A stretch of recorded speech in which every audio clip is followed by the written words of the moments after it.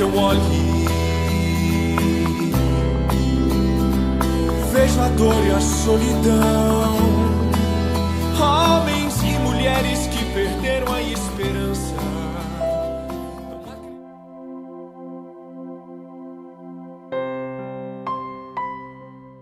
Glória a Deus, amém? Efésios 6, versículo 10, diz assim: no demais, irmãos meus, fortalecei-vos no Senhor e na força do seu poder, revesti-vos de toda a armadura de Deus, para que possais estar firmes contra as astutas ciladas do diabo, porque não temos que lutar contra a carne e sangue, mas sim contra os principados, contra as potestades, contra os príncipes das trevas deste século, contra as hostes espirituais da maldade nos lugares celestiais. Até aqui por enquanto. Eu quero fazer uma breve oração. Santo Deus, esta palavra é uma palavra de guerra, uma palavra de instrução, é uma palavra que traz direção aos nossos passos em meio a este mundo tenebroso. Nós temos participado, meu Deus, e visto com os nossos olhos que esta batalha é terrível, dia após dia. Nós temos visto, meu Deus, Satanás tentando destruir famílias, crianças, idosos, casamentos, adultos, jovens. Ele não tem misericórdia e ele intenta a destruição total da humanidade, porque nós fomos feitos à imagem e semelhança do Senhor. Então ele tem raiva, ele tem ódio, ele tem inveja. Mas a tua palavra nos dá direção em como nos portarmos e agirmos diante desta batalha ferrenha, pela qual aquele que vacilar poderá morrer, poderá tomar um tiro fatal, sem ter como se recuperar novamente. Que o Senhor venha nos mostrar, por meio das táticas de guerra que serão ministradas esta noite, como o teu povo deve se portar e agir neste mundo onde nós devemos ser luz, porque Ele é trevas. No nome de Jesus, meu Deus. Amém. O tema da mensagem esta noite é o retorno dos gigantes. Meus amados, vocês estão me vendo, eu estou vendo vocês aqui. Parece que é só isso, né? Você acredita que é só isso? Você acredita mesmo que nesse local não tem nenhum anjo de Deus? Que não tenha demônios poderosíssimos ao redor desse local, ou talvez até aqui dentro, do lado de alguém? Você acredita que a vida é aquilo que os teus olhos contemplam, que a vida real, patente, permanente, é aquela que você contempla com os olhos? Ou você acredita que há um outro mundo mais poderoso, no qual o nosso mundo está inserido, que existem seres poderosíssimos, uns a nosso favor e outros contrário, intentando dia e noite nos destruir e nos matar? As coisas que você vê aí fora do mundo, não pense, meu irmão, não pense que são questões de coincidência. Não é coincidência. A violência, o mal, o pecado, tudo aquilo que você vê, meu amado, nos noticiários, nas rádios, nos jornais, tudo de mal, a malícia, os assassinatos, o tráfico, a mentira, o ódio. Nós vemos pais levantando contra filhos, filhos se levantando contra pais, a falta de respeito, as pessoas que já não têm mais nenhum tipo de modéstia. Você acha que isso é o quê? É resultado do quê? É resultado de uma batalha pela qual os homens já perderam. Porque se o mundo está assim, é porque ele já perdeu. Só aqueles que não estão vivendo assim é que estão triunfando. E se estão triunfando, é porque estão agindo da forma correta. E é sobre isso que eu quero discutir com os irmãos hoje. Eu quero que os irmãos saiam daqui esta noite com os olhos abertos, entendendo que você, meu irmão, é um alvo. Na sua cabeça tem um alvo, nas suas costas, no seu peito tem um alvo, onde o inimigo sabe todos os teus dados, desde que você nasceu. Todos os pecados que nós cometemos, Ele escreveu ali num diário e ele passa essas informações. É toda uma logística de guerra, de preparação para te destruir. Não pense que ele vai descansar. Quando nós estamos dormindo, ele está acordado, trabalhando intensamente com os mais terríveis demônios para acabar com você. Não pense que ele vai te dar trégua ou descanso se você não agir da forma correta. O único jeito de nós, em meio à guerra, triunfarmos é se nós aprendermos a nos defender e aprendermos também a agir e atacar. Porque caso contrário, nós não seremos páreos para eles. Esses gigantes são reais. Os demônios são seres mais, vamos dizer assim, avançados em tecnologia, em ciência, em capacidade, poder, que todos nós somos. A Bíblia mostra trechos que um anjo matou 100.000 homens no mesmo instante. Um anjo contra 100.000 homens, ele os derrubou numa breve espadada de fogo.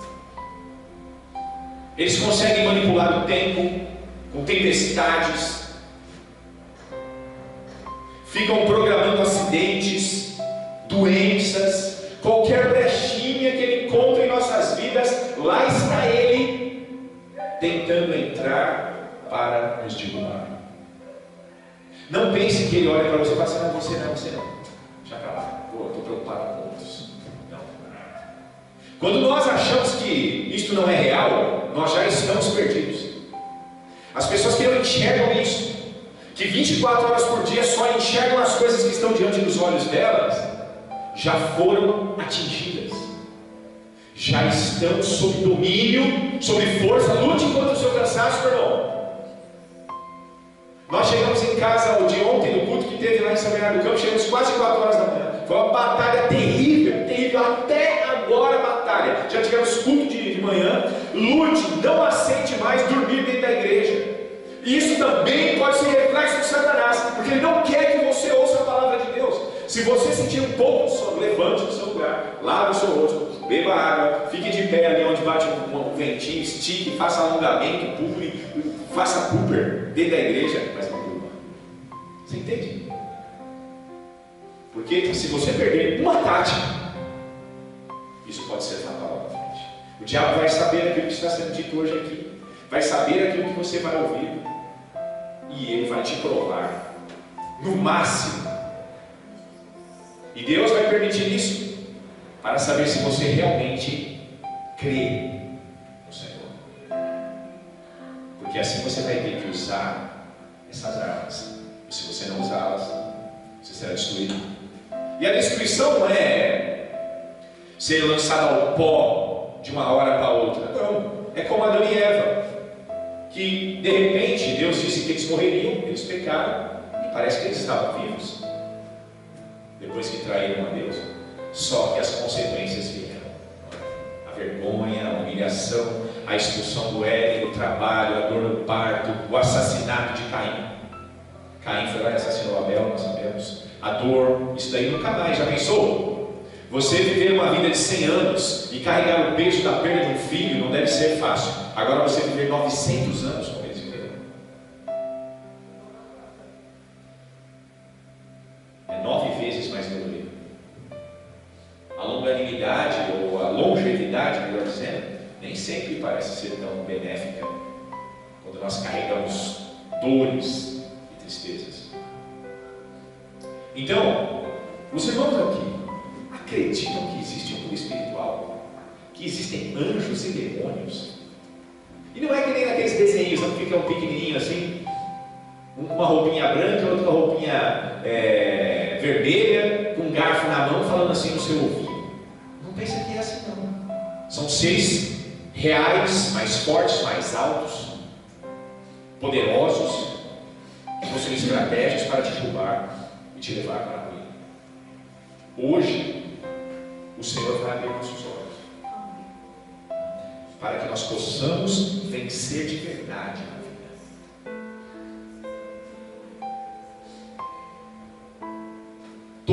páginas da Bíblia, desde Gênesis a Apocalipse, você vê o diabo trabalhando em todas.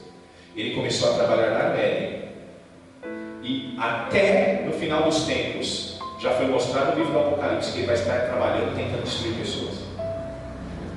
Os apóstolos o conheceram de tal forma que disseram que ele era como um leão que estava rugindo, buscando quem ele pudesse tragar.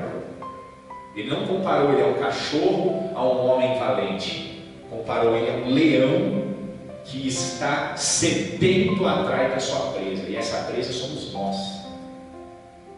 Sabe? Todo mundo aqui tem plena consciência de que nós temos uma desvantagem enorme numa briga com o leão. Como é que você vai dar um murro num ser espiritual? Se ele é como uma fumaça. Nós temos armas que nós mesmos criamos, mas estas armas são como nada diante dele. Uma metralhadora, uma espingarda, uma pistola, um pedaço de pau, uma pedra, um estilingue. Nada disso pode afetar um ser espiritual. Agora, eles têm a capacidade de tocar o nosso mundo e destruir tudo que está na frente. Tem um vídeo que está correndo na internet, depois você coloca lá no YouTube. É um mini furacão que entra no local onde os irmãos se reuniram para fazerem um evangelismo na África, e você vê que o diabo entra ali no mini furacão e logo joga as cadeiras para tudo quanto é lado. Você acha que isso é o quê? Nós já vimos coisas bastante parecidas já. Batalhas deste nível. Se nós estamos claramente em desvantagem, se eles são mais altos, mais fortes, mais poderosos, eles possuem armas que não são comparadas às nossas em poder, como nós podemos vencer?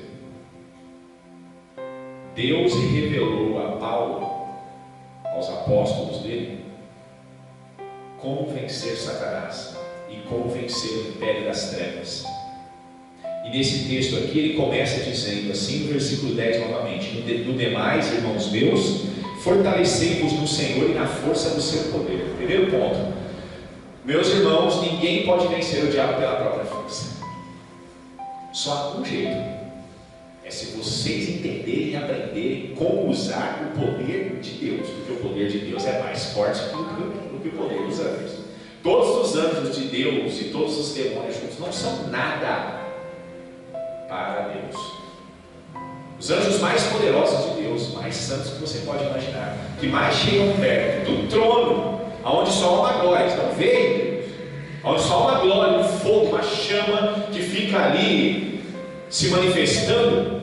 Eles possuem 6 asas, eles têm uma característica especial para resistir glória, poder, fogo, unção que vem do trono de Deus.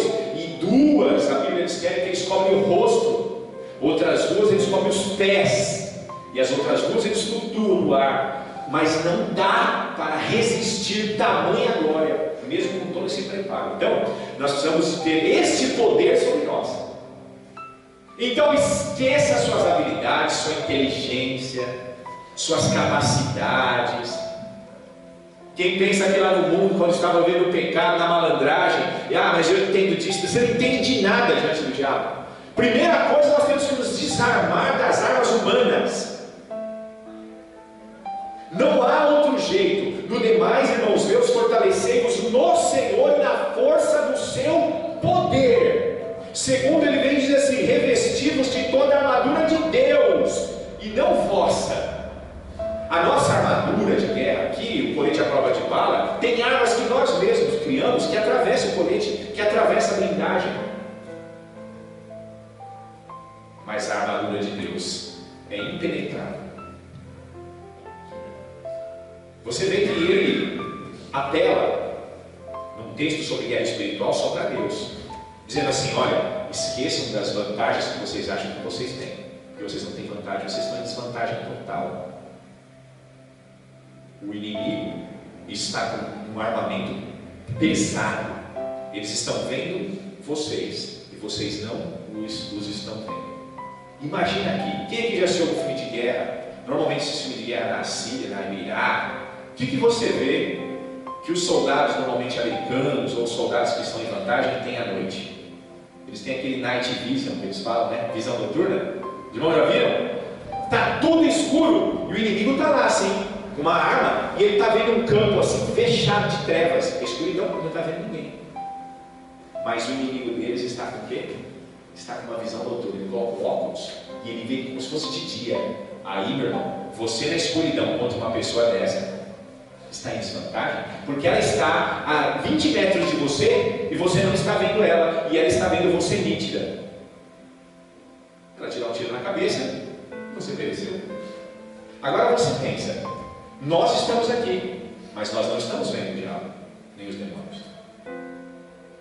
Agora, e ele, da parte dele para a nossa, ele nos vê ou não nos vê? Você consegue ver o quanto Deus é misericordioso para conosco, não tendo permitido que Satanás nos destruísse até agora? Porque por nós mesmos, nós já reconhecemos aqui, pelo menos no pouco que nós já ouvimos hoje aqui, que nós não somos capazes, nós não temos armas humanas que pudessem nos defender. E por que nós estamos vivos ainda?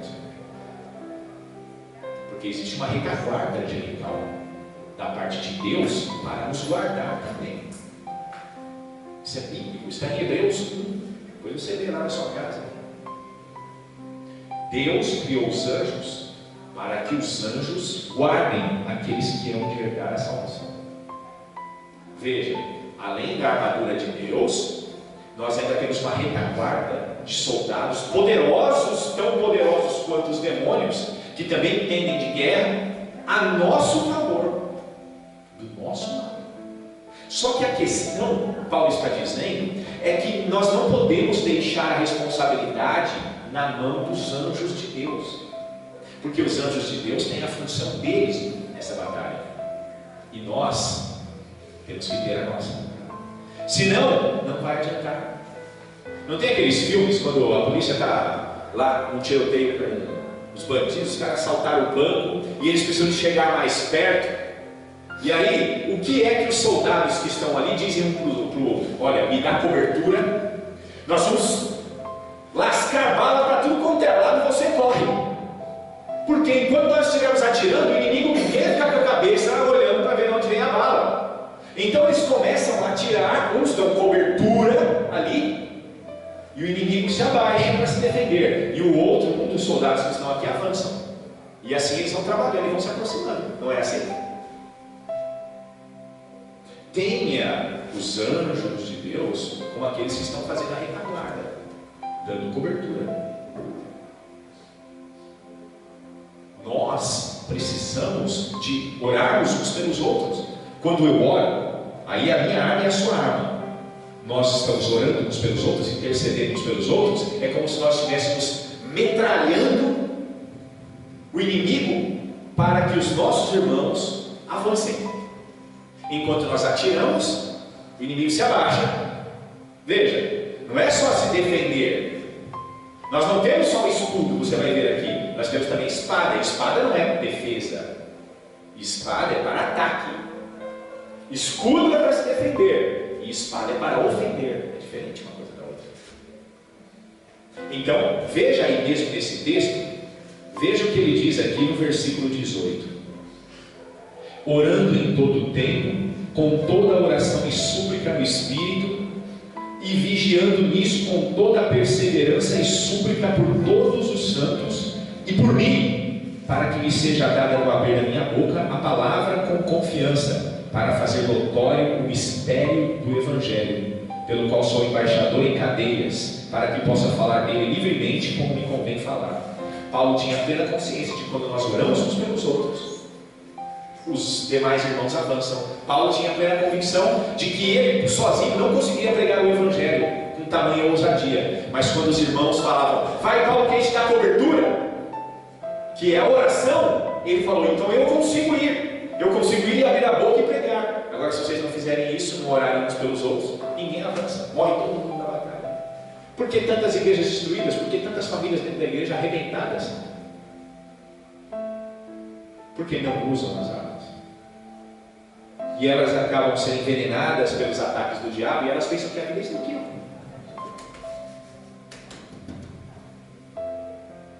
Quando nós morrermos, nós vamos ver que isso daqui não tem mais sentido nenhum. E aí nós vamos ver o verdadeiro mundo pelo qual nós somos criados para existir, que é o mundo espiritual. O mundo espiritual está aí, meu irmão. As coisas que você vê, leia o livro de Jó depois. Deus vai dar uma palestra para Jó sobre como ele organiza o mundo. Deus coloca portões no mar. Você já viu algum? Alguém que já saiu da areia correndo assim, quando foi dar uma mergulhada, arrebentou a cabeça num portão invisível e caiu para trás? Acho que você passa direto, mas o mar não passa, a não ser quando Deus fala: abre a porta, porque tem juízo aí, vai ter juízo nessa região. Não é? Você já viu o raio? Quando ele sai em caminhos certos assim. Esses caminhos são desviados por Deus. Ele mesmo disse que ele criou o caminho do relâmpago. O cosmos, a Terra, todo o circuito estelar, tudo está em eixos, em trilhos, fixos, por coisas que nós não vemos. Mas um dia nós veremos. Um dia nós veremos.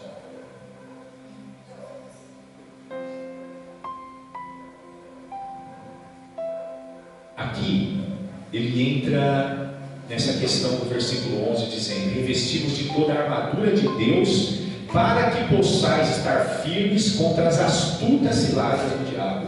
A palavra astutas aqui é derivada de astúcia. E astúcia é o quê? Inteligência. As ciladas deles são inteligentes. Meu irmão, quando eu era moleque, não faço mais, nem sou muito a favor mais disso. A não ser que a pessoa esteja vivendo no extremo, não tem o que comer. Mas eu caçava passarinhos. E eu mesmo fazia as arapucas e os alçapões. E não é que pegava? Pega. Você consegue. Peixes são seres inferiores. Você vai lá para a sua astúcia e você pega eles. E normalmente você pega eles pela boca, pelo que eles comem, pelo que eles precisam, pelo que eles querem, pelo que eles desejam. Você não vai chegar, pegar um passarinho, colocando uma pedra debaixo da arapuca. O passarinho vai dar uma pedra, vou lá.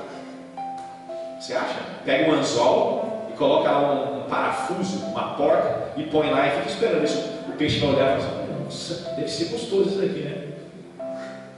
Você tem que colocar a isca que o animal quer. Aí, meu irmão, entra a desvantagem nossa. O diabo conhece nosso contexto. O que nós mais gostamos? Aonde estão nossas fraquezas? Ele vai dar o que para mim, para você, meu irmão? Você acha que ele vai nos oferecer o quê?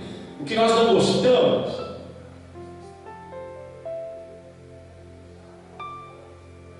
Ele é astuto. Ele vai pegar você exatamente onde você não tem forças contra você mesmo. Então Paulo vem e diz assim: olha, só um jeito de você não ter brecha é você colocando a armadura de Deus. Porque a armadura de Deus, ela vai tampar da cabeça aos pés. Você vai ver aqui a descrição. Vai estar tudo protegido. Não tem uma brecha, não tem como penetrar nada.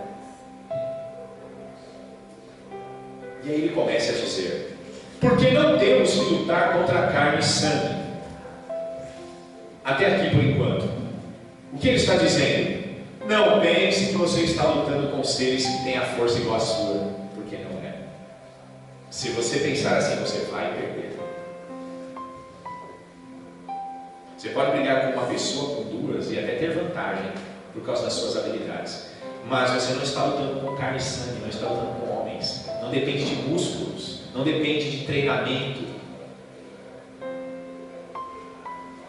E aí ele vem e diz assim: mas sim contra principados. A palavra principado significa o quê?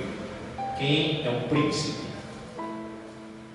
Então você imagina, não é qualquer coisa, qualquer ser.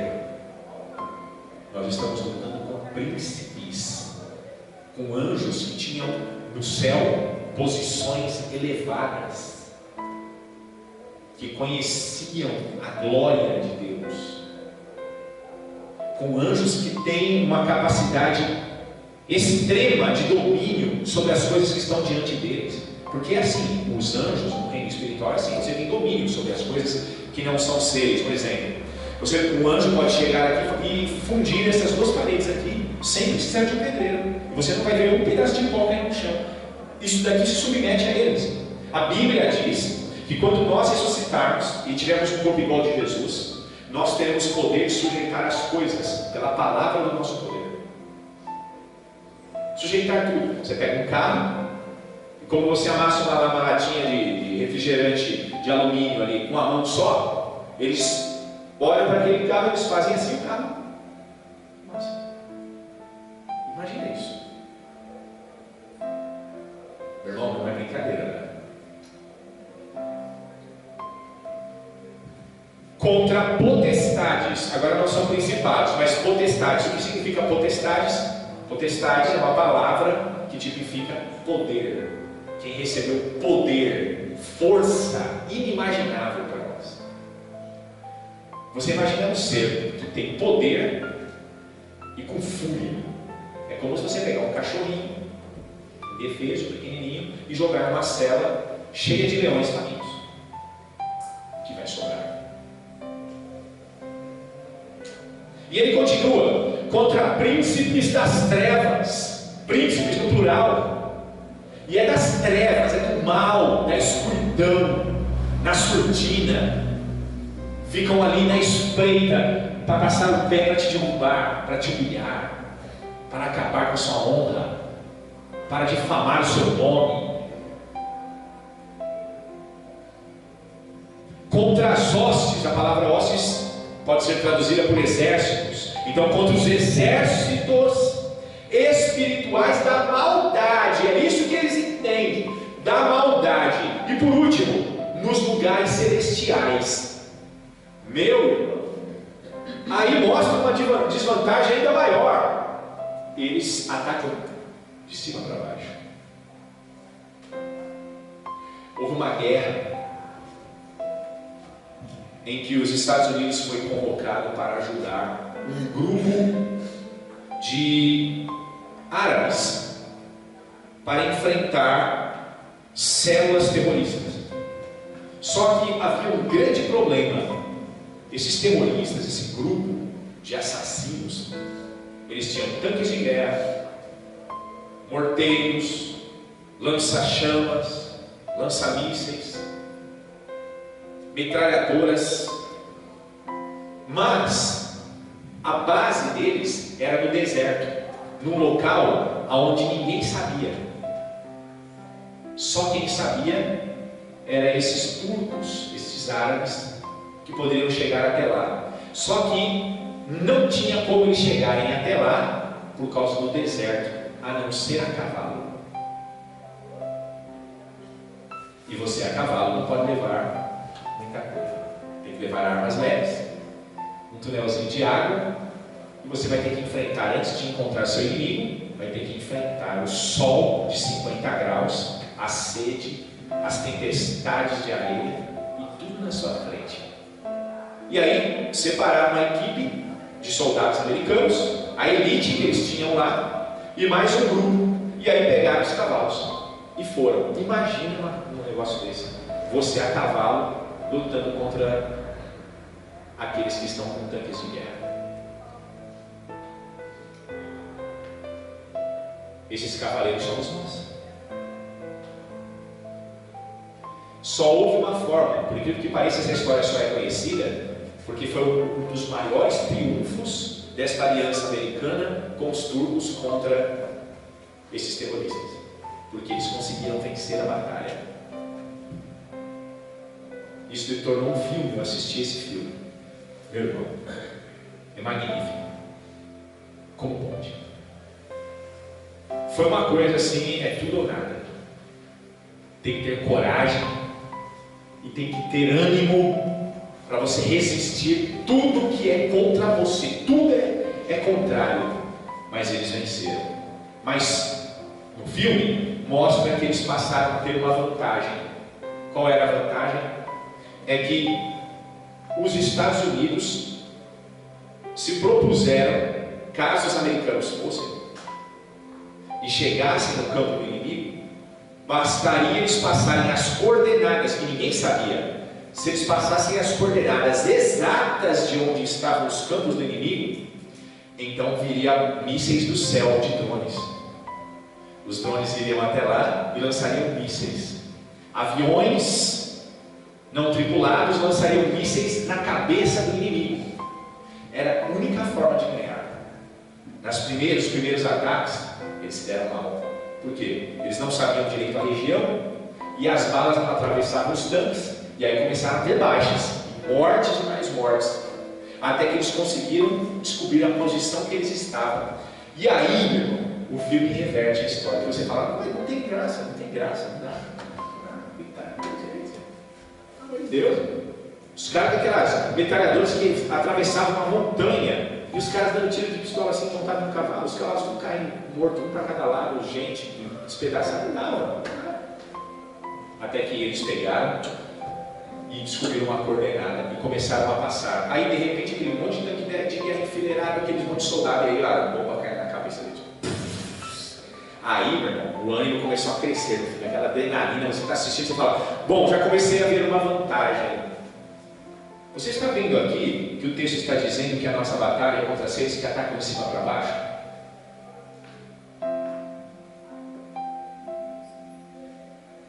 Eu lembro de um vídeo daqueles terroristas do Estado Islâmico, que eles disseram no vídeo, vocês estão nos atacando com bombas, com mísseis vindo de aviões, porque vocês são covardes. Vem aqui, vem nos atacar no mano a mano se vocês são homens.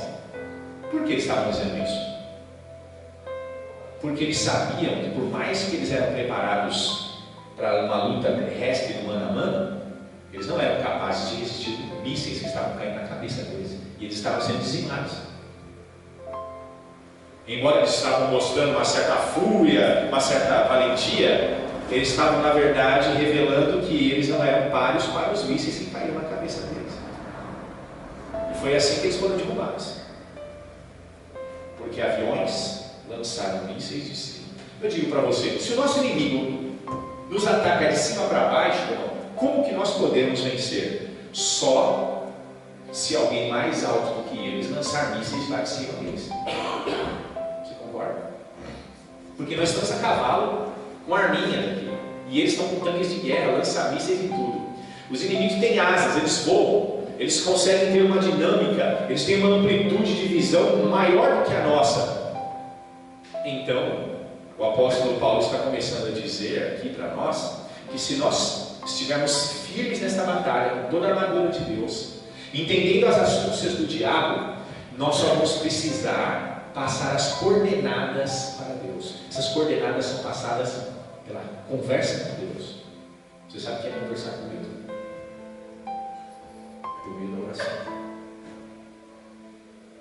Está acontecendo isso, isso e isso, Senhor. Meu carro vive quebrado, Senhor. Meus filhos vivem doentes. Meus filhos não querem saber do Senhor.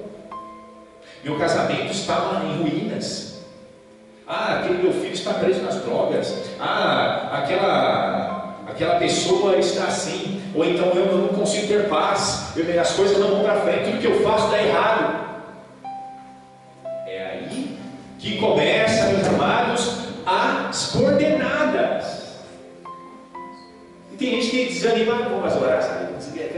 Então não ora e perde a batalha. É só isso que vai te acontecer. Vai vir bomba de todos os lados, tiros de todos os lados, você não passa a coordenada e você está num cavalinho, meu irmão, lutando com uma espada de pau contra um tanque de guerra passando por cima de você. Você não vai ficar de pé, não vai sobrar nada de você e da sua família. Tem gente que só acorda depois que já morreram filhos, só acorda depois que a família está destruída, só acorda depois que está lá no fundo do poço. Deus não quer isso de nós. O manual de guerra está aqui diante de nós temos tudo para vencer. Deus nos chama de vencedores, nos diz que somos luz, Ele nos permite pegarmos a armadura dele e nós não queremos. Pensamos que somos o quê? Super-homens? Super-heróis não existem. Agora, homens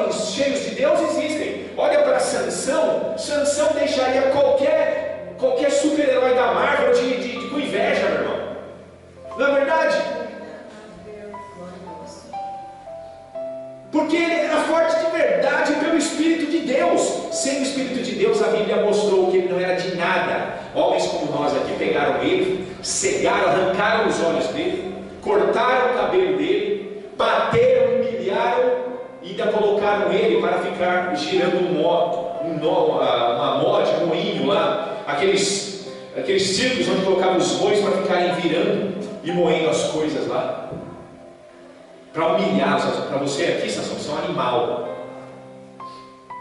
Mas a Bíblia descreve que o cabelo de Sansão voltou a crescer. Se nós estamos derrotados até agora, foi culpa nossa.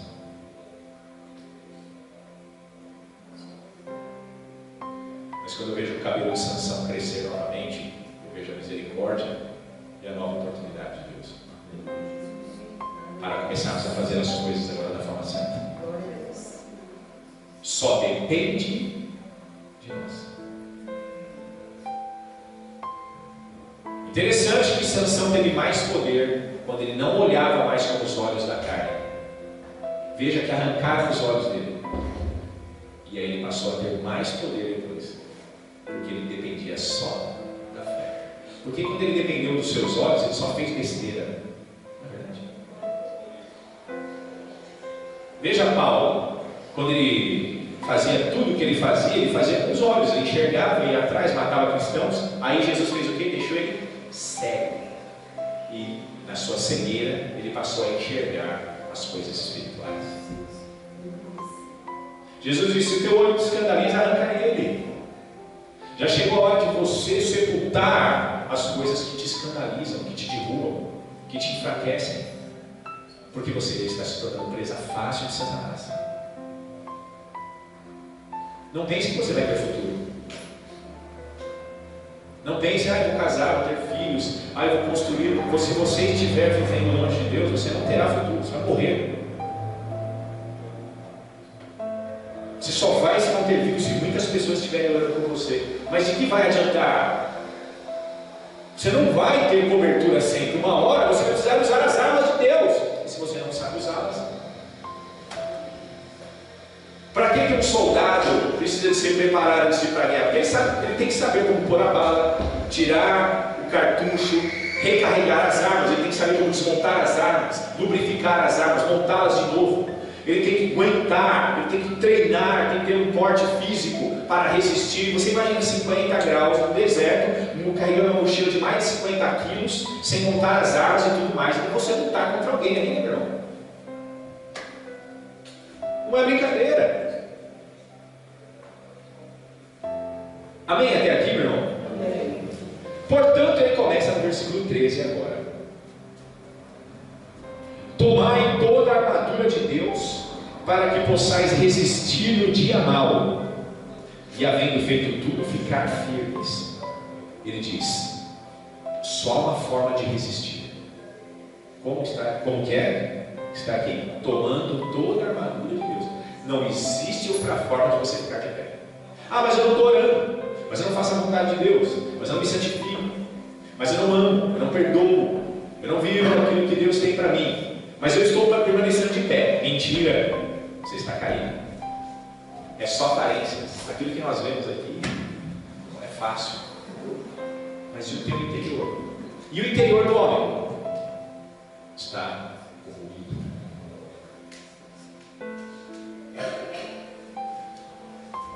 Paulo diz: com a armadura de Deus total, toda a armadura, ele disse, e não partes dela, vocês poderão resistir no dia mau. E se vocês fizerem tudo direitinho, como eu vou passar para vocês, Paulo está dizendo aqui, vocês vão ter de ficar firmes. Vocês vão ver que vão começar a ter resultados.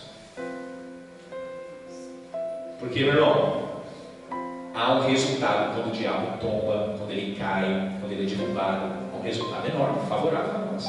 Você quer um exemplo disso? Em Apocalipse diz o quê? Que o diabo será preso por 1000 anos. Quem já leu esse texto aí na Bíblia? Amém? Levanta sua mão. Quem já leu esse texto? O que vai acontecer nesses 1000 anos? Vai ter guerras, mortes, o que nós vemos hoje, não, a Bíblia escreve que vai ser 1000 anos de paz. Por quê? Não tem diabo. E quando fala diabo, ele está falando do cabeça do exército que vai ser preso junto. Não é só o diabo, os demônios também serão presos. Todos.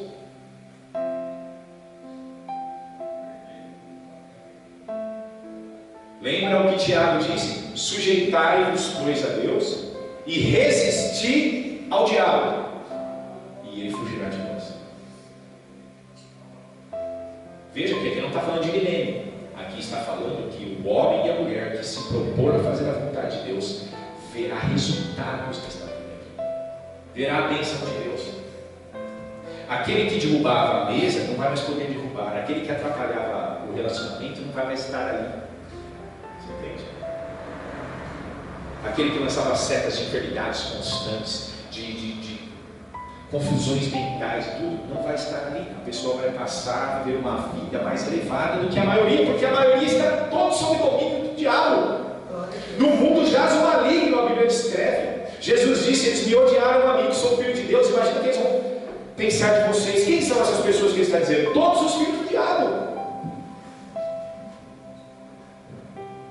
E nós precisamos fazer tudo e ficar firmes. Aí ele vai explicar como assim ficar firmes. Versículo 14: estáis, pois, firmes, tendo cingido os vossos lombos com a verdade. Quando eu passo a me dispor a viver na verdade, o que é verdade, mesmo que ela doa, mesmo que as pessoas venham lá sentir mal por saber quem eu sou, a partir daí meu lombo já está protegido. Porque veja, irmão, você oculta quem é para passar uma boa imagem para as pessoas, e o diabo te arrebenta. Quando você mostra quem você é, as pessoas talvez já não gostem, fiquem decepcionadas, mas aí o diabo não consegue mais se sentir. Aí você pode reconstruir a sua vida. Você concorda? Olhe para Maria, quando conheceu Jesus, a irmã de Lázaro, ela estava vendo a prostituição. Ela foi sincera, ela entrou na frente de todos os religiosos e começou a beijar os pés de Jesus. Não importa o que vão dizer. Todo mundo ali disse na cara dela, perto de Jesus: sabe que o senhor não sabe quem é essa mulher? Imagina você ouvir uma coisa dessa. Ela sabia quem ela era, mas ela disse: eu sou isso. Mas eu estou com os teus pés aqui porque eu não quero mais isso também. Me ajuda. Ela não se importou com o que as pessoas iam dizer. Ela se tornou sincera. Ela cobriu o lombo dela com a verdade. E ela triunfou depois. Vale a pena ficar mantendo uma aparência? Ou vamos logo dizer assim: eu estou aqui porque eu quero mudança. Eu preciso que Deus me perdoe os meus pecados. Eu reconheço. Preciso de mudança. Eu prefiro andar rastejando com a verdade do que estar de pé contigo. E aí ele continua: e estar firme, vestindo a couraça da justiça. Fazer aquilo que é justo. O que é justo? Ah, mas aquele irmão lá me ofendeu e eu estou certo e ele está errado. Mas o que é justo? É justo que você que foi perdoado um dia, perdoe também ele. Mas isso não é justo. Ah, não é justo? Como não é justo? Deus também não perdoou você e você ofendeu Deus e ele te perdoou. Então, é justo você perdoar. Vou perguntar para você: o batismo nas águas é para santos ou para pecadores? Para pecadores, meu irmão. Jesus tinha pecado? Não. E ele foi se batizado, não foi? No Rio Jordão, por quem? Por João Batista. E João Batista, quando viu Jesus, ficou assim, sem palavras, sem ação. Por quê? Porque ele pensou que Jesus viria para batizar ele. E aí ele entendeu que Jesus estava ali na posição de ser batizado por João. Aí João disse: ué, Senhor, o Senhor vem a mim, mas é eu que tenho que ser batizado por ti. E aí Jesus disse o que para ele? Deixe esse papo para lá, porque é necessário que se cumpra toda a justiça de Deus. Em outras palavras, Jesus não precisava fazer algo, mas mesmo assim ele fez, porque sabe que isso é justo para Deus. É tipo assim: o irmão recebe para limpar a igreja. Estou dando um exemplo aqui, como se fosse uma empresa, né? E você não. E aí você, a hora que termina o culto, você vê ter um copo ali debaixo da cadeira, outro ali, as cadeiras arrumadas, uma sujeira aqui, vê no banheiro ali que alguém enxugou a mão, errou o lixo, o cesto, caiu do lado, mas você pensa assim, mas tem uma pessoa que recebe, ela tem que fazer isso. Errado. Isso é injusto, porque você está na casa do seu pai. Você tem que entender que esse local foi edificado para a adoração do próprio Deus. Aqui é um local onde todos devem zelar para que Deus se manifeste. Ah, mas não é injusto? Não é injusto, porque Deus continua limpando a sujeira da tua vida. E Ele não tem que fazer isso. Jesus não tinha que se batizar, mas Ele disse, mas eu vou me batizar, porque isso agrada o meu Pai. Se você pegar aquele papel, se você se propor a ajudar a pessoa que está sendo assalariada, mesmo que você não esteja, se você se propor a ajudar quem quer que seja, você não está cumprindo a segunda milha. Vamos montar um clube, meu irmão? O clube da segunda milha. Qual é o clube da segunda milha? É aquela que Jesus disse assim, te mandaram andar uma milha, ande duas. Se Ele disse para andar a segunda, é porque quem anda a primeira não faz mais do que obrigação. E Deus não gosta de pessoas que só fazem aquilo que lhe é obrigado. Ele disse que são inúteis. Servo inútil é aquele que só faz aquilo que é manda. E é mesmo, irmão. Se você ter uma empresa, ou você ter filhos, olha, a cozinha está suja no chão, e você fala para uma filha ou para um filho, ó, você vai lavar a louça, e a pessoa só vai lá, lava a louça, e deixa o chão todo sujo.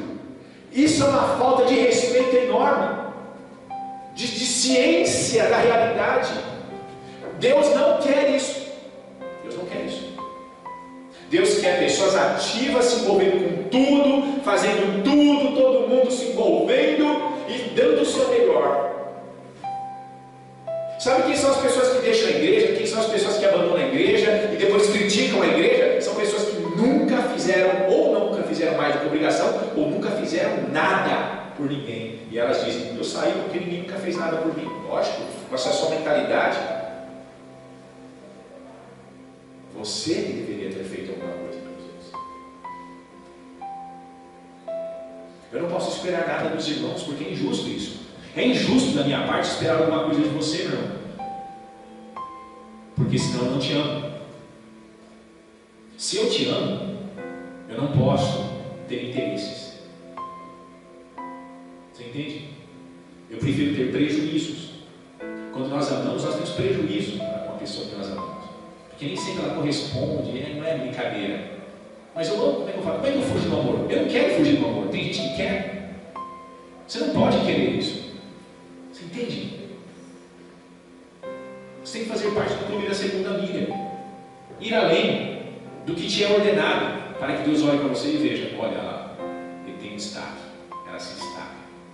Se você trabalhar numa empresa e te ensinarem a você trabalhar ali legal, depois limpar o seu balcão, tudo bonitinho, e ter um idoso que trabalha do seu lado, e ele não consegue arrumar a bancada depois no final do dia como você, mas você é uma pessoa que vai lá arrumar tudo, e aí vem aquele idoso, que ele tem dificuldade. Ninguém se importa com aquele idoso, porque cada um vai limpar a sua bancada, aí serve para isso, não é? Deu a sua hora, vai embora. Mas você vai lá e fala, ô tio, força aí, não, você pode se preocupar, não, vai lá dar uma força, ajuda a melhorar. Eu digo para você, no dia que o encarregado for colocar alguém lá no lugar dele, ele vai colocar quem? Os caras que 10 minutos antes de dar a hora já estão no banheiro, tomando banho? Que adiantaram tudo? Ou aquele que ajuda o senhorzinho? Ou aquele que apaga a luz? Ou aquele que se voluntaria de vez em quando em fazer mais alguma coisa? Se está precisando de mais alguma coisa para fazer aí, é só isso? Ou nós somos aquele tudo isso? Ou somos aquele só isso? Tem mais alguma coisa para fazer? É lógico que é aquele que ajuda que vai ser o próximo encarregado do setor. Tem cristãos, meu irmão, que toda sexta-feira eles pegam atestado médico. Aí um dia Deus vai dar um atestado médico definitivo para essa pessoa. Não vai ter mais ninguém que vai levantar lá. Você entende? Não existe isso, irmão. Então temos que ser justos. E ele continua dizendo, né, então, estar por Espíritos, versículo 15: calçado os pés na preparação do Evangelho. O que é a preparação do Evangelho?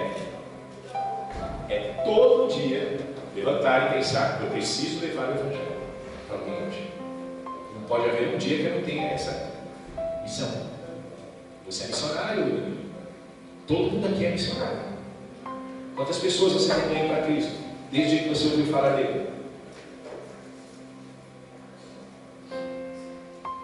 Todo dia, quando você sai da casa, você vai trabalhar descalço? Tem alguém aqui que vai trabalhar descalço? A não ser que você trabalhe numa tribo indígena. Talvez o Elião, né? Quando vai lá pro Pará, Amazonas, onde que é o local da esposa dele lá? Mato Grosso. Lá talvez, lá é diferente. Lá você vai chegar lá de botina, você está no meio do pessoal lá, você anda descalço, não é? Mas nós estamos falando de guerra espiritual. E Jesus disse: eu vos dei poder para pisar serpentes e escorpiões. Você não pisa no escorpião descalço, não. Ou na cabeça de uma serpente descalço, não. De forma alguma. Você tem que usar este calçado, essa botina. E essa botina nada mais é que é o quê? A pessoa que prega o Evangelho. Quando Deus vê que você se interessa pelo seu vizinho, pelo seu parente, pela pessoa que trabalha no local de serviço, o amigo da escola, automaticamente ele já coloca em você a botina. Por quê? Porque ele sabe que você está numa guerra contra Satanás. Porque o diabo não quer que você pregue o Evangelho para ninguém. Você entende? Então Deus te arma para que você suporte a batalha naquele nível. Veja, são níveis. Aos poucos você está se armando com a armadura de Deus e está sendo preparado para qualquer tipo de batalha. Agora você já pisa serpentes e escorpiões, você está com os pés cobertos. Porque Deus vê que você leva o Evangelho da paz. Continua. Tomando sobretudo o escudo da fé. Olha aqui, ó. O escudo é para, o texto diz aqui, com o qual podereis apagar todos os dardos inflamados do maligno. Tem alguma Bíblia, alguma versão que diz assim: pelo qual podereis apagar alguns dardos inflamados do maligno? Os seus textos, como? Que essa eu quero ver. Qual podereis apagar todos os dardos? Ah, não, todos, não alguns. Não existe, porque senão ia ficar com medo. Já pensou? O Senhor diz assim: eu estou te dando um escudo. Você vai apagar alguns. Ah, eu fiquei com medo daqueles que vão passar. Entendeu? Nesse sentido, né? Meu amado. Isso daqui é uma revelação maravilhosa. Por quê? Porque o diabo, todas as armas que ele tem estão aqui resumidas aqui. São dardos inflamados. Mais poderosas que sejam, elas não podem com você se você estiver escudado pelo escudo da fé. Fé, aqui, é no sentido de que você tem plena consciência da existência de Deus, do poder de Deus e da existência do diabo, que é seu inimigo ferrenho. E você todo dia está preparado para uma nova batalha. No reino de Deus é maravilhoso. A desvantagem, Deus compensa. Se o inimigo batalha nas regiões celestes, então Deus está acima das regiões celestes. Quando nós intercedemos, oramos, Ele manda a bomba lá de cima e explode os tanques de guerra do inimigo. E quando nós vamos dormir, como é que eu vou fazer? Eu estou dormindo, o diabo agora tem vantagem? Não, ele não tem vantagem. Porque quando eu durmo, aquele que vigia a minha vida continua acordado. Não é assim nas guerras? Ó pessoal, agora vocês vão ficar aqui e nós vamos descansar. Entre o grupo que vai assumir o lugar do outro na vigília. Não é? Os salmistas gostavam de dizer, falar que o Senhor era o Senhor dos exércitos, tudo. Até que chegaram à plena consciência que se o Senhor não guardar a cidade, em vão vigia a sentinela. Veja que Deus guarda aqueles que são dele. Meu irmão, se você faz a vontade de Deus, você acha que Deus vai te abandonar? Você deixaria o seu filho, meu irmão, que você ama, sua filha, sair num local cheio de seres demoníacos, loucos para destruírem ela, sozinha ou sozinho? Duvido. Eu duvido. Você, Ivan, vamos dizer que você vai pescar. Você vai lá e tem um mato fechado atrás. Aí o Júlio fala: pai, quer dar uma andada aí no meio do mato? Você vai deixar? É, olha, só ele pesca, então eu concordo. Mas você deixaria ele entrar no meio do mato? Você sabe que lá dentro tem coisa, tem cobra, tem bichos ferozes. Nenhum pai faria. Agora nós, meus irmãos, nós, que em comparação a Deus, não dá para ter um nível. Nós somos maus nesse sentido. Jesus disse: vós sendo os maus, sabeis dar boas dádivas aos vossos filhos, quanto mais vosso Pai Celestial. Você acha que Deus vai ver lá, o diabo está ali, agora acaba, está dormindo, ela foi dormir, agora vamos acabar com essa família. Deus vai falar assim: não tem o que fazer, não é possível. Não é o Deus da Bíblia. Deus sabe de uma coisa, guerreiros, Deus odeia Satanás. Satanás é inimigo dele. Todos aqueles que estão no pecado são inimigos de Deus, porque são soldados do diabo. Cada pecado que eu cometo, que você comete, se é que cometemos, patrocinam o império das trevas. É mais ou menos aquele negócio: você vai lá, compra um DVD pirata, e aí você patrocina o quê? O tráfico de drogas, tudo que está por detrás. É pouco, pouquinho. Você comprou, pagou 3, 10 reais, sei lá quanto é que custa. Você pagou pouco, porque eles vão dizer que custaria 100 reais, você pagou 10, né? Você pensa isso aí com vantagem. Não. A pessoa que caiu lá na esquina por causa do dinheiro, que gira em torno disso, que deram um tiro na cabeça dela, Deus vai cobrar de você naquele dia, porque Deus é onisciente, Ele sabe tudo. Ele sabe. Eu quero saber, morreu esse jovem aí, quantos anos ele tinha? 17 anos. Eu quero saber, eu quero a lista do nome de todas as pessoas que contribuíram para a morte dele. Seu nome está lá. E você pensa: não, assassino, o cara que está lá, né? O traficante lá da esquina. Não, você também é, se você também patrocina ele. E como é que nós patrocinamos o diabo? Pecando. Você vai voltar. Mas o escudo da fé, ele vai lançar os dardos inflamados, quer dizer, dardos flamejantes, fogo, que é onde pega, destrói, queima, contamina.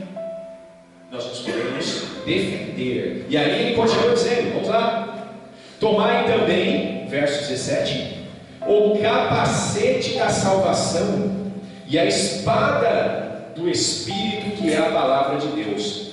Ele coloca aqui 2 itens da armadura do Senhor: o capacete da salvação. Veja, a salvação protege a parte vital do corpo, que é a cabeça. O soldado não pode andar na guerra ficar andando sem capacete, que é bala para tudo quanto é lado. Você não pode vacilar. Então, o homem salvo, a mulher salva, ela está com a cabeça protegida. E a espada do Espírito, que é a palavra de Deus. Veja, qual é a arma ofensiva que nós temos contra o diabo? A Bíblia.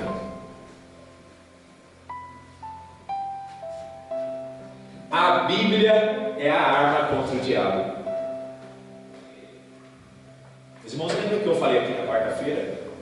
Eu trouxe até uma revelação particular de uma guerra espiritual aqui.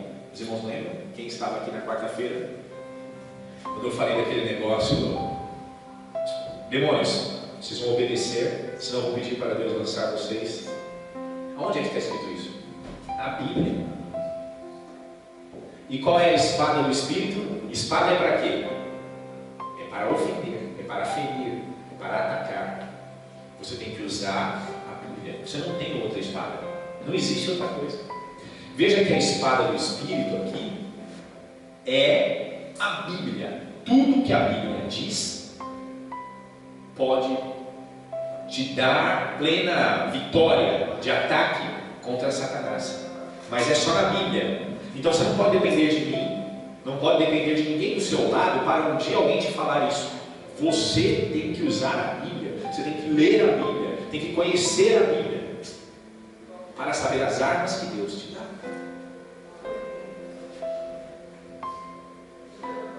Se a Bíblia fala de jejum, jejue. Se a Bíblia fala de oração, ore. Se a Bíblia fala de intercessão, interceda.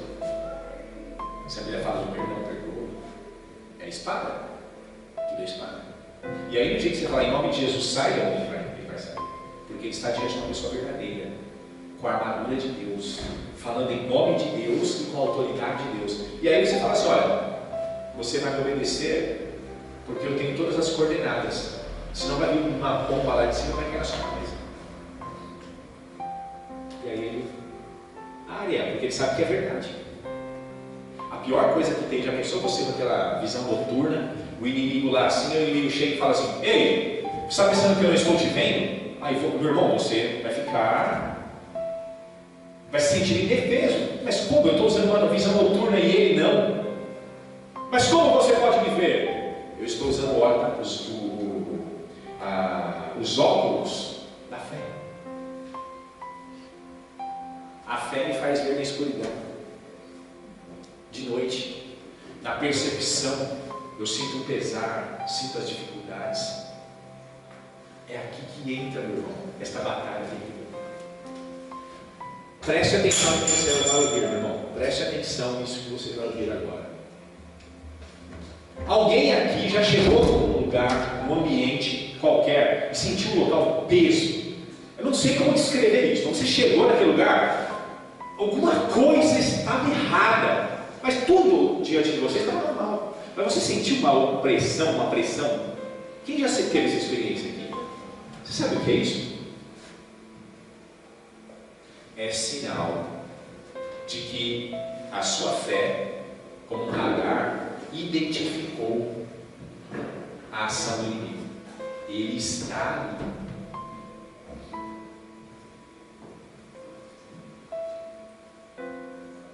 Quando você identifica isso, o que você deve fazer? Você tem que pedir reforço. Um exemplo, alguém está sentindo isso agora aqui? Eu não estou sentindo. Estou sentindo uma leveza maravilhosa.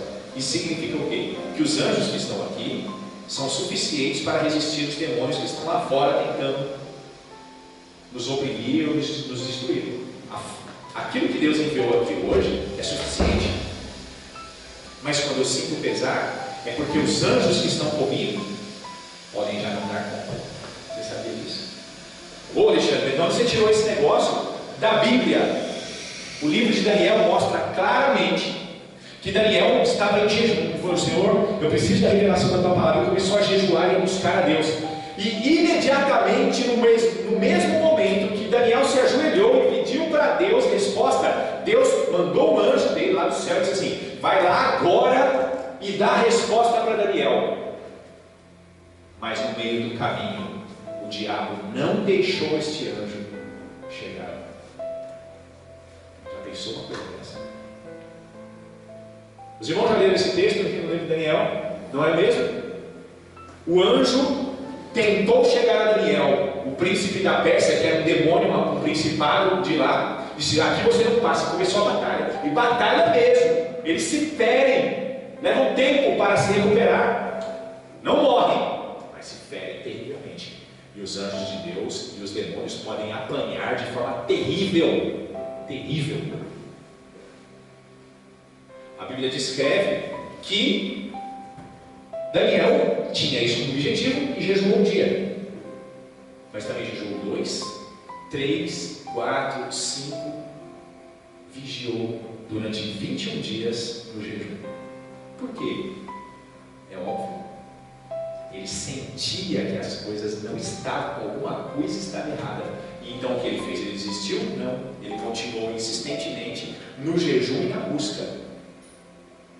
Quando o anjo chegou até Daniel 21 dias depois, disse assim: Daniel estava até fraco, o anjo até ajudou ele a ficar de pé.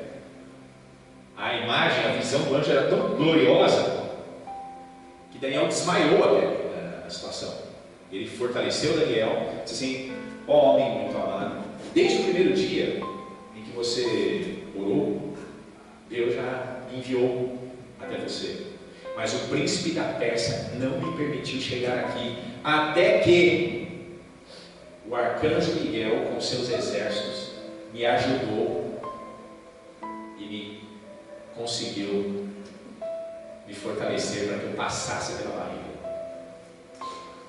Quem você acha que foi que chamou o arcanjo Miguel?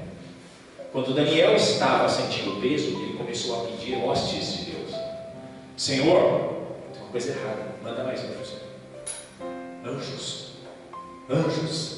E aí a batalha era tão terrível, e aí Deus queria que o anjo chegasse até Daniel, mas o diabo não queria. Então Deus viu que Daniel estava insistindo com as armas, a espada do Espírito, que é o jejum, que é bíblico. Se é bíblico, é espada, é Bíblia.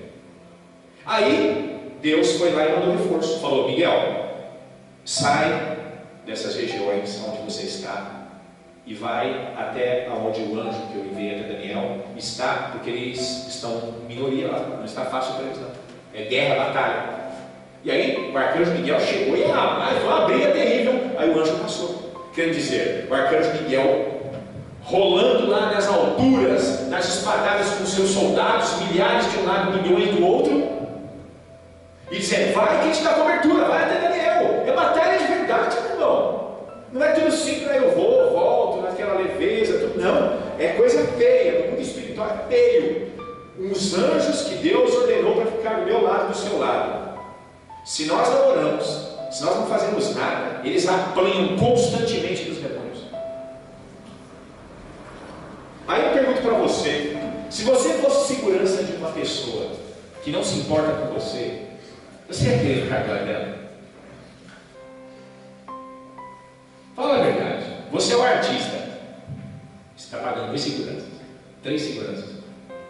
Aí primeiro mês você pagou, no segundo mês os seguranças apanharam tudo e você não pagou o salário deles. Não, você apanharam, vou pagar. Peraí, eles foram contratados, apanhando ou não, eles são teus seguranças, você tem que pagar. Deus envia os anjos, e os anjos estão do nosso lado, e aí os anjos veem que as coisas vão ficar escuras nas trevas. Um exemplo, irmão: todo mundo aqui mora dentro de uma casa, amém? E aí fica lá 10 anjos do lado de fora da sua casa, todos com espada. Na rua passam pessoas usuários de droga e demônios em cima deles. Demônios nos telhados. Os anjos olham para cima nesse momento assim, ó, milhares e milhares, parece urubus de demônios. É isso que está agora, nesse exato momento. Se Deus abrir nossos olhos, você vai ver isso. Milhões de seres, urubus agora no espaço aqui, ó, todos com espada planejante, com cara de ódio, de querer matar e destruir, dominando todas as vidas que você pode imaginar. Imagina. E aí os anjos estão ali constantemente. Deus falou: não, guarda essa família, e eles ficam guardando. Só que aí os anjos veem que daquele enxame de demônios desce e vai parar na frente da casa que você está. Aí os anjos de Deus entram para dentro da casa, saem da rua, se unem aos outros que estão lá dentro e falam: pessoal, vai ficar feio. Nós temos de alguma forma agora que precisar de reforço. A Bíblia diz que Deus não ouve anjos. O anjo não pode falar: Senhor, me ajuda, não manda mais. Não, ele vai apanhar, porque é a nossa responsabilidade, a responsabilidade de quem crê em Deus, de quem está inserido na batalha. Deus não socorre anjos, Deus só socorre homens. Você já parou a pensar nisso? Que terrível. Talvez você não saiba, mas isso está escrito na Bíblia. Aí o que acontece? Os anjos entram para o seu quarto e os demônios entram na sua sala, e os demônios cercam a sua casa.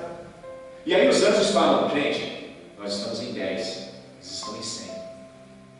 Acordam eles. Aí você, meu irmão, está dormindo, de repente, toma uma água, uma sede, aquele frio, você está com aquela preguiça, você fala: eu preciso de ir no banheiro, eu preciso de beber água, alguma coisa desperta você. Aí você vai, aí vem uma coisa na sua cabeça assim: ora, fala: vai ficar um frio desse? Aí você imagina 2 situações: você chega dentro de novo na sua cama, aí vai dormir aos poucos e ora, fala uma coisa na minha cabeça, tem que sentir orar, porque não sei por que não orar. Eu já orei antes de dormir. Aí você vai lá e dorme. Você foi derrotado naquele dia, os seus anjos foram esmagados pelo demônio. Amanhã, pode esperar, vai ter consequências. Seus filhos vão passar por alguma coisa, sua esposa, seu marido, você, alguma coisa foi plantada na sua casa naquela noite. Mas agora vamos para o lado positivo. Você sentiu isso e falou assim: eu vou orar. Sentiu? De repente eu despertei, eu vou orar. E você começa a orar: Senhor, eu não sei o que está acontecendo. Primeira coisa, guerreiros aprendam esta noite. Primeira coisa, depois de louvar a Deus e agradecer, ele fala assim: manda reforço, Senhor, porque não tinha sentido você ter acordado. Então é porque alguma coisa está errada. Peça reforço. Eu vou dar um exemplo para os irmãos do quão terrível é esse negócio de reforço. Quantos aqui já leram nos evangelhos Jesus no Getsemane, quando Pedro corta a orelha de Malco, aquele soldado que foi prender eles? Quantos aqui já leram? Todo mundo, né? O que vocês notaram quando Jesus disse assim: Pedro, você não sabe que se eu quisesse, eu pediria ao meu Pai 12 legiões de anjos e eles viriam aqui e me defenderiam? Quantos já viram isso lá? Aí você já se perguntou alguma vez? 12 legiões, sabe o que significa legião no grego? 6.000 soldados, seriam 72.000 anjos. Será que Jesus não estava exagerando, irmão? Pedro, você não sabe que se eu fizesse? Pedro ouviu isso. Nós entendemos legiões, eles ouviram literalmente o que Jesus disse. Pedro, você não sabe que se eu quisesse agora, eu pediria 72.000 anjos e eles me protegeriam? Aí, irmão, seja sincero comigo, um anjo só não estava bom. Aqueles caíam fraquinho lá, foram prender Jesus com um anjo. O que é isso? Por que Jesus falou 72.000? Porque Jesus tinha um olho espiritual aberto. Ele havia sangrado. Ele estava passando uma tribulação terrível. Era momento de angústia. Os apóstolos dormiram em vez de perceber. Era guerra espiritual. Você entende? Jesus olhou e estava um enxame de demônios para todos os lados. Pela contagem lógica dele, ele precisava de no mínimo 12 legiões de anjos para derrubar aqueles demônios. Um só não dava. Tem uma igreja ali, herege, que um tempo atrás estava fazendo a campanha da troca do anjo. Venha trocar seu anjo fraquinho por um anjo mais forte. Isso não existe, irmão. Você pode colocar no YouTube lá a campanha da troca do anjo. Você vai a coisa mais absurda do mundo. Venha participar da campanha da troca do anjo. Aí eles põem um anjo pequenininho assim, um desenho de um anjo grandão assim. Não existe troca de anjo. Existe reforço. Isso é bíblico, troca de anjo. Troca de anjo. Ó, você está despedido. Você não soube guardar o irmão lá, mandar você embora, colocar outro no seu lugar. Não. Ele vai ficar. Agora, se você fosse um anjo, irmão, e Deus falasse assim: olha, você vai lá cuidar daquele irmão, você vai lá cuidar agora daquela mulher ou daquele homem, e aí você, como anjo, sabe que aquela pessoa não ora, jejua, lê a Bíblia, vive do pecado. Você já sairia da presença de Deus pensando o quê? Vou apanhar, estou lascado, não é mesmo?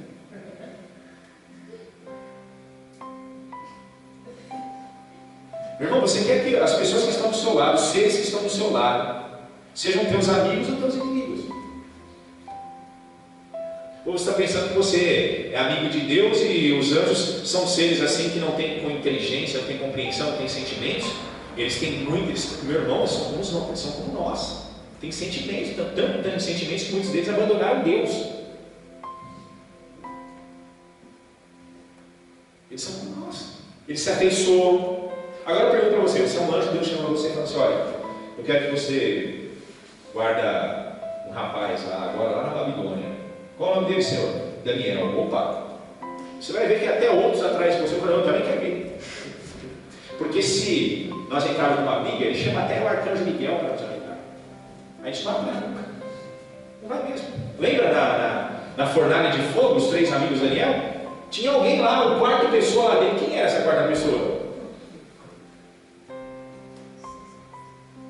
Quem foi que fechou a boca dos leões quando Daniel foi lançado lá dentro? E Daniel já estava com aproximadamente 90 anos de idade. Quem foi que fechou a boca dos leões? Foi Daniel? Não, meu irmão. Foram os anjos. O Senhor enviou o seu anjo aqui e fechou a boca dos leões. Por isso eu estou vivo.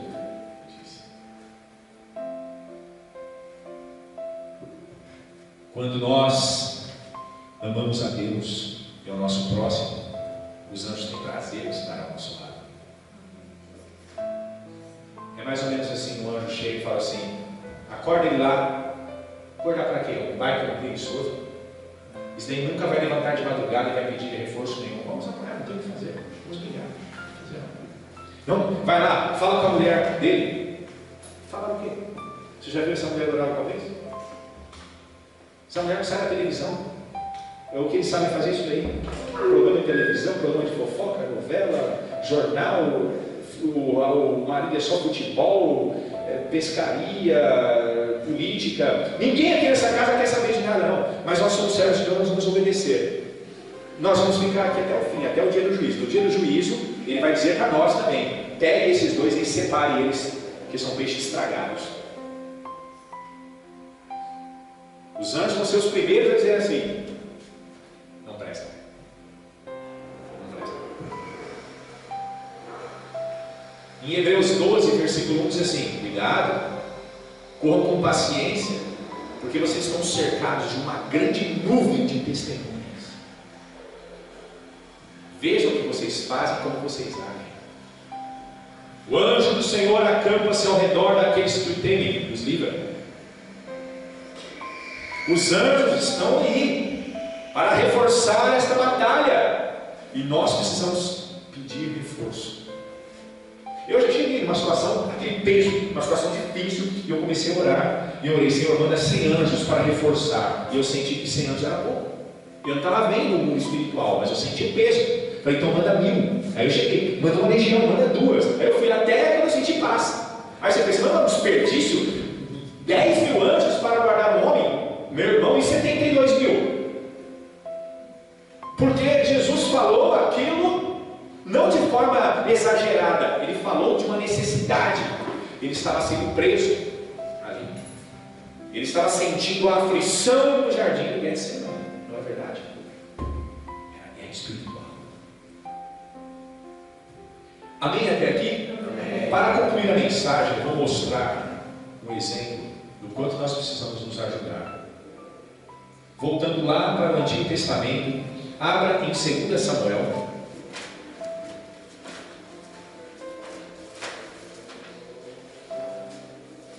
Capítulo 21. Vamos ler a partir do versículo 15.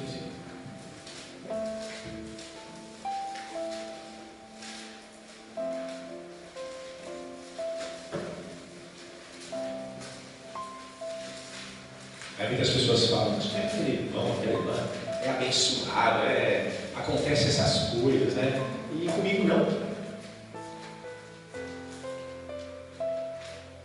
Vai ver como está o estado deles, vai ver a armadura deles, vai ver como estão os anjos do lado deles.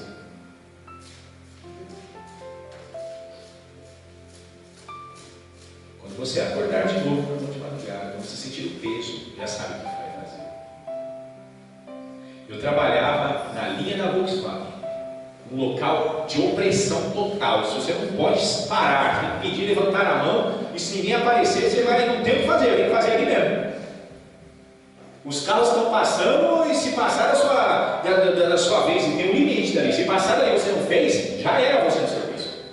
Porque você não carimbou, colocou a peça e vai vir o outro carro atrás. Como é que você vai fazer para levar uma coisa que de repente precisa de um robô para lá? Não dá mais. Acabou, meu irmão. Você vai ter que parar a linha. Quando você para a linha, a gerência sabe, todo mundo sabe. Eu vi isso que eu estava trabalhando. E eu comecei a sentir opressão. Aí eu adiantei um carro, adiantei 2 carros, adiantei 3 carros. Era um tempo que eu tinha mais ou menos de 5 minutos. O que eu fazia? Eu adiantava, saía daquele local e orava. Orava. Entrava no banheiro, ficava de joelhos, banheiro imundo muitas vezes, me ajoelhava ali e começava a orar com a porta fechada, e eu contando na minha mente aqui os segundos passando, tudo. Eu levantava correndo, chegava lá, já estava no meu carro de novo, naquele trabalho, naquela pressão. Porque eu sabia que aquele peso poderia ser fatal para a minha vida espiritual.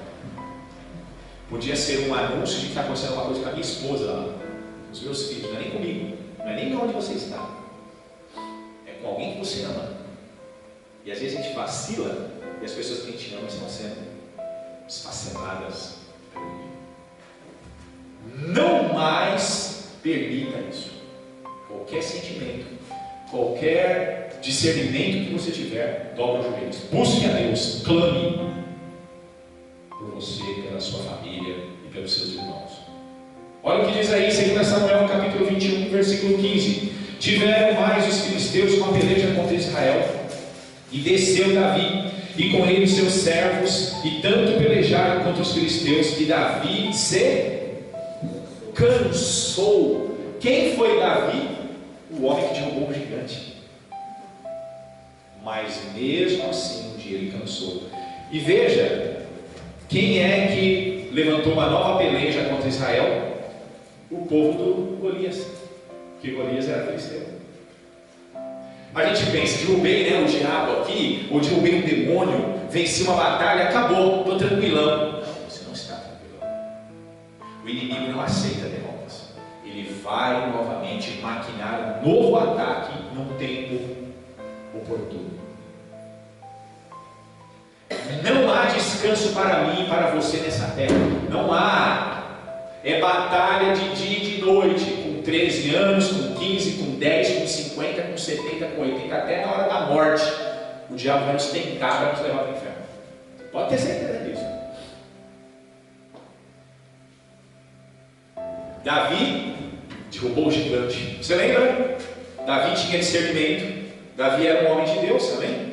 O que foi que Davi disse para o gigante? O gigante viu Davi olhando de cima para baixo. Olha só a desvantagem. Ele olhou para Davi e falou: esse moleque, ele não vai dar nem para o começo. O que esse pedaço de pau vai estar no cajado na mão? Você vem bater no cachorro, você está pensando? Eu vou pegar você hoje e vou dar sua carne para os abutres. Golias disse para Davi. Davi olhou para aquele homem e disse o quê? Você vem contra mim com espadas, escudos e lanças, mas eu vou contra ti em nome do Senhor dos Exércitos. Aí Golias ficou em desvantagem, porque Davi pôs a armadura de Deus. Você vê que Golias estava com a armadura toda e Davi só com o estilingue na mão. Dá para proposta, um estilingue. Pega no bordazinho uma pedrinha feita de lama, seca ao sol, não mexe na armadura. Mas Davi não era bobo. Ele sabia que no mano a mano não dava. E até os soldados de Israel tremeram, falando: com aquele cara não dá. O que ele pegar, ele rasga no meio. Não é só o tamanho, ele tinha fama de assassino cruel, matava os seus inimigos com a mão. Um gigante, 4 metros de altura quase. Imagina um negócio desse. Mas Davi foi lá, pegou o estilingue em uma pedra só. Só que não era desse tipo de estilingue na época, era desse que rodava. Era mais forte ainda o impacto. Quantas pedradas Davi deu? 2, 3, 4? Não, foi uma só. Pegou na testa. No único local aonde a armadura do inimigo estava aberta. Nós aprendemos uma coisa aqui muito importante, que eu escrevi até no meu status dias atrás. A única arma que Satanás não tem é o amor. Quando você ama, o diabo está em muita desvantagem. A armadura de Satanás tem brechas, a nossa não. Porque na verdade a nossa armadura, a armadura que nós usamos é a de Deus. A do diabo tem muitas brechas. Tanto foi por essa brecha que a pedra acertou a testa do gigante. E saiba, o gigante não morreu na pedrada. Ele desmaiou na pedrada, a Bíblia escreve. Ele tombou e caiu. Davi foi, pegou a espada dele depois e ele cortou a cabeça dele. Veja que nós estamos inseridos na batalha e nós temos que vencer o gigante. Mas o tempo passou, Davi recebeu a glória daquele tempo, ficou famoso, mas os filisteus cresceram mais gigantes no meio deles. E aí Davi entrou numa batalha, só que dessa vez o negócio ficou feio. O texto diz o quê? E tanto pelejaram contra os filisteus que Davi se cansou. Meu irmão? Você precisa de alguém. Até Davi precisou de alguém. Porque cansado, o que você pode fazer? O texto continua dizendo: e Isbi-Benob, que era dos filhos dos gigantes, e o peso de cuja lança tinha 300 ciclos de cobre, e que cingiu uma espada nova, este intentou ferir Davi. Olha lá, vamos derrubar o rei, e assim a gente ganha a batalha, não é? Davi é o alvo, aqui somos nós o alvo. Porém Abissai, filho de Zeruia, o socorreu, e feriu o filisteu e o matou. Então os homens de Davi lhe juraram, dizendo: nunca mais sairás conosco a peleja, para que não apagues a lâmpada de Israel. Davi, quando derrubou o gigante, se tornou um ícone. de bravura, fé em Deus e de inspiração militar. E eles notaram que o inimigo queria matar Davi. Então eles falaram: não, daqui para frente, Davi, você batalhou, agora nós vamos batalhar para te defender. E olha que interessante, quem matou o segundo gigante não foi Davi, foi esse tal de Abisai, filho de Zeruia. Sinal de que não é só Davi que derruba gigantes. Qualquer homem que confia em Deus e que está disposto a ajudar o seu próximo, como eles tiveram a Davi, também derrubará gigantes. É a arma do amor, é a arma da intercessão, é a arma de tomar a frente, entrar na brecha por aqueles que estão padecendo. Você entende? Mas a história não termina, continua aí, olha, interessante, versículo 18. E aconteceu depois disso que houve em Gobe ainda outra peleja contra os filisteus. Então Sibecai, o Husatita, feriu Asaf, que era dos filhos dos gigantes. Mais um gigante, mais uma batalha. Depois daquela, o diabo não para, o inimigo não descansa. Mais um gigante. E agora o outro homem que não era conhecido até então aqui, esse tal de Sibecai, foi lá e derrubou, né? Primeiro tinha sido Abisai, e agora foi esse tal de Sibecai, o Husatita, que derrubou este segundo gigante. Já não era mais Davi o único conhecido em derrubar gigantes, já tinha mais dois homens agora conhecidos em derrubar gigantes. Aí você pensa, acabou? Não, não acabou, veja o texto aí. Houve mais outra peleja contra os filisteus em Gobe, e Elanã, filho de Jaaré, Origim, o belemita, feriu Golias, o geteu, de cuja lança era a haste como eixo de tecelão. Você imagina como um eixo de uma carroça, o tamanho da lança do cara, pesos, 40 quilos, atravessava até a parede. E veja que aqui mostra claramente que ele também matou um gigante, e tinha um nome bastante famoso, outro homem. Veja que de repente, pela inspiração de uma pessoa que com bravura e crença em Deus derrubou um gigante, outros também se tornaram inspirados e se tornaram guerreiros. Não pode ficar só nas costas de um homem ou de uma pessoa no batalhão. Todos devem se inspirar e também avançar, porque também são capacitados por Deus para derrubarem gigantes. E por fim, para acabar aqui, diz assim: houve ainda também outra peleja, versículo 20, em Gate, onde estava um homem de alta estatura, que tinha em cada mão 6 dedos, e em cada pé 6, outros 6, 24 por todos, e também este nasceram dos gigantes. O cara chegava e vem aqui me pegar. E mostrava os pezão desse tamanho, com 6 dedão, assim, o cara falava: meu Deus, não dá pegar um homem que tem 12 dedos na mão. Se uma mão com 5 já pega com força, imagina um gigante com 6 dedos. Tremia, né? É mais ou menos quando você imagina você diante de um querubim, que o diabo é um querubim, tem 4 asas, o serafim tem 6. Imagina, como que você vai lutar com um demônio que tem 6 asas? Não dá nem para lutar com um demônio que não tem asa nenhuma. Imagina que tem 6. E o que aconteceu? E injuriava Israel, versículo 21. Porém Jonatas, filho de Sinéia, irmão de Davi, o feriu. Estes 4 nasceram dos gigantes em Gate, e caíram pela mão de Davi e pela mão de seus servos. Por isso o retorno dos gigantes. Ontem você teve uma batalha, você venceu, glória a Deus, aleluia. Mas o inimigo não desistiu. Ele tem outros planos. Você olha para sua família, para sua esposa, para seus filhos, para seus projetos, você pensa assim: deu certo nessa primeira fase. Calma. Não pense que está tudo resolvido. Mil maravilhas, não, agora não preciso mais me consagrar, não preciso mais jejuar, não preciso, não. É agora que você vai ter que começar a se dedicar ainda mais. Porque não tendo nada, o diabo já tem raiva de nós. E se tivermos alguma coisa, então você tem raiva de nós. Que todos nós saibamos que podemos cansar. E se cansarmos no meio de um batalhão, existe um quartel-general, existe irmãos da retaguarda, existe anjos dispostos a fazerem tudo aquilo que for necessário por nós.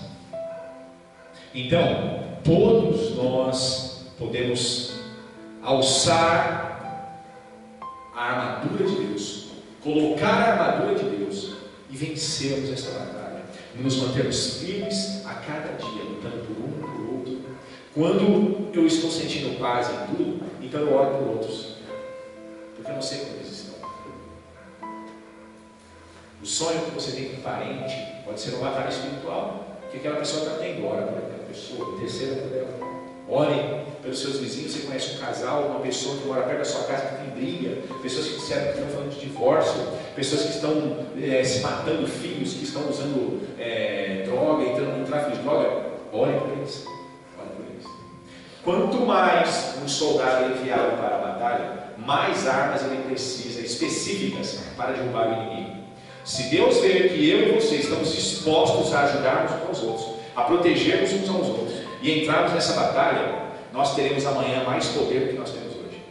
Porque a cada vez que nós entrarmos no campo do inimigo, Deus nos dará uma arma nova, específica, para derrubarmos os gigantes que estão diante de nós.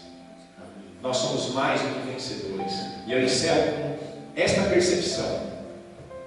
Nós temos vantagem em tudo quando estamos com Deus. Porque nós já sabemos quem vai ganhar esta batalha na vida. Um dia ela terá fim. Um dia ela terá fim. De que lado você quer estar? De que lado? Dos exércitos de Deus? Ou de Satanás?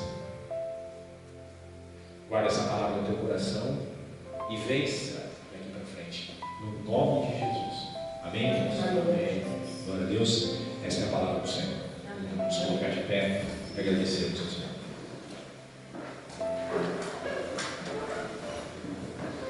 Querido Deus, Senhor de todas as coisas, cabeça de todo principado e potestade, ó Jesus amado, Teu Espírito que habita em nós nos mostra que estamos inseridos numa batalha terrível, de vida ou morte, de tudo ou nada, e não podemos brincar. Temos visto pessoas sendo atacadas, pessoas rastejando, bombas explodindo para todos os lados, terremotos, verdadeiros terremotos acontecendo em muitas famílias. Ah, meu Deus, que nós possamos ser os Teus soldados que batalham, que não deixam um soldado ferido aqui ou ali, mas que lutam, que avançam, que dão cobertura até aquele que caiu, até aquele que foi ferido ser novamente restaurado, que carregam aquele que foi ferido ao quartel-general até que os médicos o curem. Oh meu Deus, envia legiões de anjos, quantos anjos forem necessários para nos proteger, e nos perdoa o relaxo muitas vezes, nos perdoa os momentos em que fomos insensíveis, preguiçosos e deixamos o mal avançar sobre a nossa casa, sobre a nossa família, sobre os nossos filhos, sobre a nossa vida, sobre a igreja. Foi culpa nossa. Nos perdoa, Senhor. Que os anjos que estão ao nosso lado possam ter prazer em nos acompanhar nesta batalha, porque nós somos conservos deles e eles são conservos nossos nesta batalha, pela qual sairá vencedor aquele que vai no nome do Senhor dos Exércitos, o Deus Javé, Deus único e absoluto. É por meio do nome todo-poderoso de Jesus Cristo que nós oramos, e que esta palavra, meu Pai, permaneça firme nos nossos corações para sempre.